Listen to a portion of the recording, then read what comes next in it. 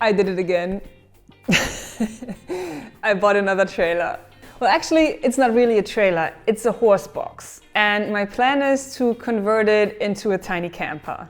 And this is actually my fourth proper camper project. It all started when I got into making and I couldn't afford a workshop and an apartment in the city, so I quit my apartment and bought a tiny camper and moved into my workshop. And I lived there for 4 years. And during that time, I really started to appreciate tiny architecture, tiny living, camping, all these good things that I never tried before that. My master thesis in design school was actually a tiny camper concept. And back then I documented the process, and there will be a link of the videos somewhere here. Back then I didn't make YouTube videos. The documentation is super rough. It basically looks like a surveillance tape. What I really like about this project is back then I was so limited in tools. I basically built the whole thing with a drill, an angle grinder and a jigsaw, and all the other tools I borrowed from friends. And it still worked fine. It even got the German TÜV, which means it's legal to take it on the streets. And we took it to France and camped in it for 2 weeks. It was a big vacation. So that was that's a project that I'm very proud of. And I got a very good degree in my master thesis as well. So it's approved for me from TÜV and from design school. I'm very happy with that project. And next I did the probably biggest tiny architecture project so far. I built a tiny house. That was 2 years ago. I only ended up living in it for a year because then I had to move shops and I couldn't take it with me to the countryside. But I sold it to a friend. It's still fine. It's working out great. And that was a huge project because I had to deal with proper windows and heating and lots of electricity because that was my main living spot back then. Again, like there will be videos somewhere here.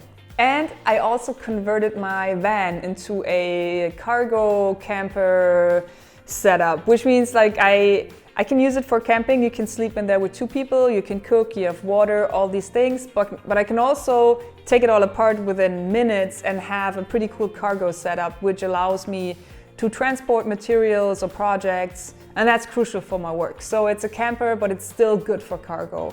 That was a pretty cool project as well. There are a couple videos about it somewhere here. Well, now I am doing it again because I can't help myself. I'm just so interested in the idea of, living small, and also the aspect of you have a minimal setup that you can take with you and you will be fine. Like you can take it to the woods or anywhere and you could live in it. I don't know, it's something that it reassures me, or I don't know what it is actually, but I keep coming back to camping projects. So this will be my next thing, and there are a couple things I wanted to have. This time I want to tackle the bathroom situation. I didn't do that in my tiny house, not in the first tiny camper, and also not in my van. So I wanted to have a little shower, sink and a toilet. I wanted to have room for 2 people and Smudo, of course, to sleep in. I want a little work area so I can take it on trips and still get some work done. Of course storage, of course a kitchen, and because the horse box has this awesome ramp, I want to be able to take my motorcycle with me. Those are the main features. I want it to be powered by solar, water tank of course. Those are the rough ideas, and that's how I usually tackle a big project like that, because it can be super overwhelming, and at least for me there's absolutely no way that I can foresee each and every problem that I'm going to run into. So probably even now with the ideas I have, they might contradict each other. It's too much for me to figure it all out. So I always take it step by step. And my first step was to buy the horse box. It was 900 euros with papers. I think that's a pretty decent price. Now I'm taking a rough inventory of things that I wanted to have, of design features I wanted to have. I have a bunch of books that I'm looking through to find inspiration. I'm also taking inventory of all the things and materials that I have in my shop that I can use for it. So, next week's video will be all about destroying the whole thing. So I will take all the things out that I don't need and then later replace them with new materials, new features, new elements, whatever. But next week will be about destruction. The week after that, hopefully, will be about building it up again.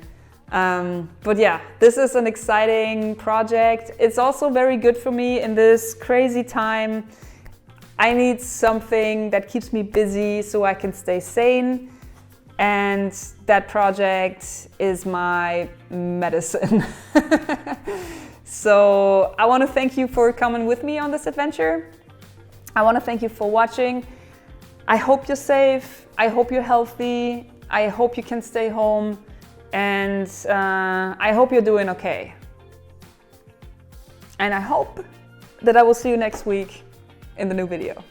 Bye guys.